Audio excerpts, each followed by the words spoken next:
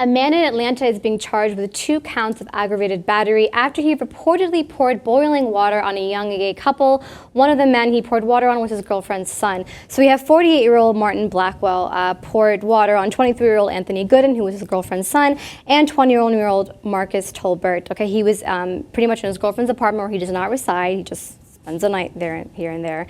And he poured water on while they were sleeping.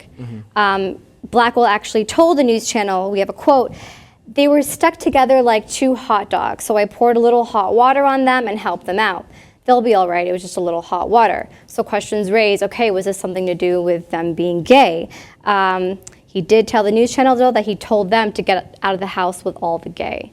So okay. It's definitely a hate crime. Oh, without a doubt. Yeah, and one of the men was released, that was Gooden, but Tolbert is still in the hospital and he's undergoing a skin graft, okay? They're replacing his skin from his thigh to his back, and there are GoFundMe accounts for both of the men to kind of help with the hospital bills. You know, the images are a little bit graphic for those who are a little sensitive. So, I mean, it's just a bigger picture here, right? Yeah, of course.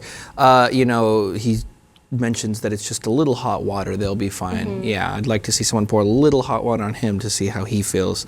It's more than that. I'm sure that was extremely painful, but you know, you're right, it does speak to something much bigger. It speaks to the draconian laws that are in place in a state like Georgia, for example, right? I mean, then this probably won't be treated as a hate crime the way that things stand now. They'll probably most likely have to take it to federal court.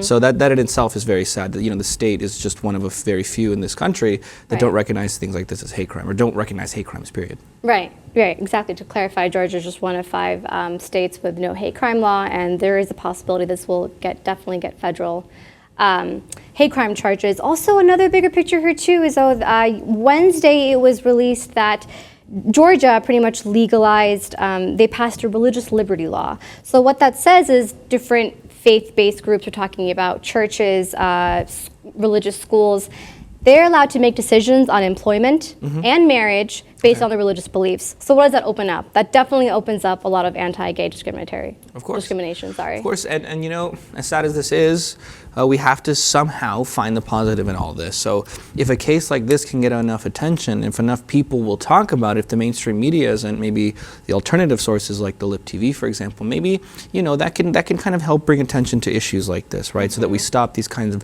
very old laws in a very progressive country. And that to me is the most important thing that we should probably try to take away from this, that this, as sad as it is, this is the kind of shit that needs to happen for people to kind of change their way of thinking in certain parts of the country, if they do at all.